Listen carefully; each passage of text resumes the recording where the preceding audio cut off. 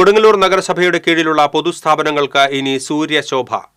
നഗരസഭയിലെ വിവിധ സ്ഥാപനങ്ങളിൽ സോളാർ പാനലുകൾ സ്ഥാപിക്കുന്ന പദ്ധതിക്ക് തുടക്കമായി. സൗരോർജ്ജ പദ്ധതിയിലൂടെ വൈദ്യുതി ചാർജ് ഇനത്തിൽ മാസം തോറും ലക്ഷക്കണക്കിന് രൂപ ലാഭിക്കാൻ കഴിയുമെന്നാണ് നഗരസഭ കണക്കുകൂട്ടുന്നത്. നഗരസഭയുടെ അധീനതയിലുള്ള താലൂക്ക് ഗവൺമെന്റ് ആശുപത്രി, KKTM government girls higher secondary school, Sringapuram P. Bhaskaran memorial government higher secondary school, veterinary polyclinic, TKS പുരത്തെ മാലിന്യ സംസ്കരണ പ്ലാന്റ് എന്നിവിടങ്ങളിലാണ് ഒന്നാം ഘട്ടത്തിൽ വൈദ്യുതി പൂർണ്ണമായും സൗരോർജ്ജത്തിലൂടെ ഉൽപ്പാദിപ്പിക്കാൻ കഴിയുന്ന സോളാർ പാനലുകൾ സ്ഥാപിക്കുന്നത്.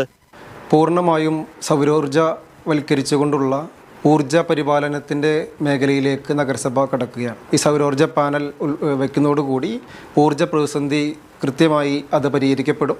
നമുക്കറിയാം 2022-23 വാർഷിക പദ്ധതിയിൽ പാരമ്പര്യേതര ഊർജ്ജ ഉൽപ്പാദന മേഖലയിൽ നിന്നുകൊണ്ടാണ്, അതിൻ്റെ ഗൈഡ് ലൈൻ എല്ലാം പാലിച്ചുകൊണ്ടാണ് നമ്മൾ ഇത്തരത്തിലുള്ള പ്രൊജക്റ്റ് വെച്ചിട്ടുള്ളത്. കേരളത്തിലെ മറ്റൊരു നഗരസഭയും ഇതുവരെ കൈവയ്ക്കാത്തൊരു മേഖലയിലാണ് കൊടുങ്ങല്ലൂർ നഗരസഭ കൈവച്ചിട്ടുള്ളത്.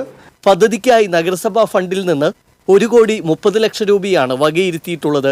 താലൂക്ക് ഗവൺമെന്റ് ആശുപത്രിയിൽ പ്രതിമാസം വൈദ്യുതി ചാർജ് ശരാശരി 6 ലക്ഷത്തിലേറെ രൂപയാണ് KSEBയിൽ അടച്ചുകൊണ്ടിരിക്കുന്നത്.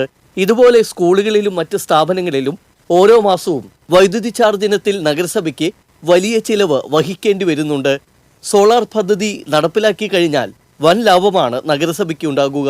അടുത്ത വർഷം Pullut VK Rajan memorial government higher secondary school ഉൾപ്പെടെയുള്ള നഗരസഭയുടെ മറ്റ് സ്ഥാപനങ്ങളിലും ഈ പദ്ധതി നടപ്പാക്കും. അനർട്ടിന് കീഴിൽ പാപ്പിനിവട്ടം സർവീസ് സഹകരണ ബാങ്കാണ് പദ്ധതി നിർവഹണം നടത്തുന്നത്. TC വിനോസ്, കൊടുങ്ങല്ലൂർ.